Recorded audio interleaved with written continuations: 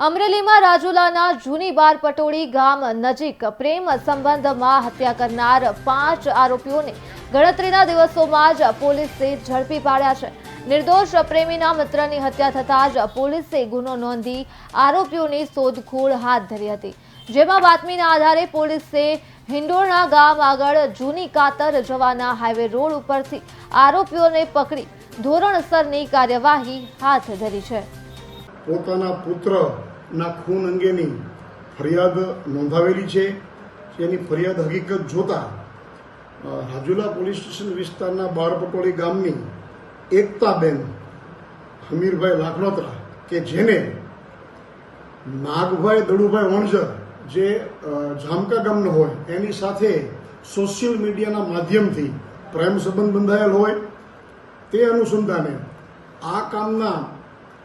સાહેબ નાગભાઈ દડુભાઈ વણઝરને આ એકતાબેને એમના ગામ ટેલિફોન કરીને બોલાવેલ હતા। આ નાગભાઈ દડુભાઈ વણઝર છે એ પોતાની સાથે આ મરણ જનાર વ્યક્તિ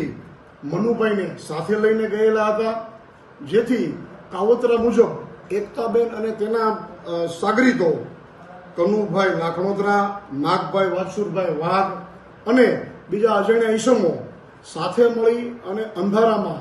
લાકડી અને પાઇપ જેવા હથિયારોથી તૂટી પડેલા હતા, જેમાં મરણ જનારને માથામાં ઈજા થવાથી તેમજ શરીરે નાની મોટી ઈજા થવાથી સારવાર દરમિયાન એમનું મોત થયેલ હતું। અને આ કામનો સાહેબ નાગભાઈ દડુભાઈ વણઝર મારમાં એને ઈજા થયેલી પણ બચી જઈ અને એ નાસી ગયેલો હતો, ભાગી ગયેલો હતો, જેથી સઘળી હકીકત એમણે ફરિયાદીને વાત કરેલી અને જે અનુસંધાને મરણજનના પિતાશ્રીએ રાજુલા પોલીસ સ્ટેશનમાં ફરિયાદ નોંધાવી છે। આ કામે ટોટલ 7 ઈસમો સામે ખૂનનો ગુનો નોંધવામાં આવેલો છે, જે પૈકી 6 આરોપીઓને પોલીસે પકડ્યા છે અને હાલ ટેકનિકલ સર્વેલન્સથી બીજી તપાસ ચાલુ છે।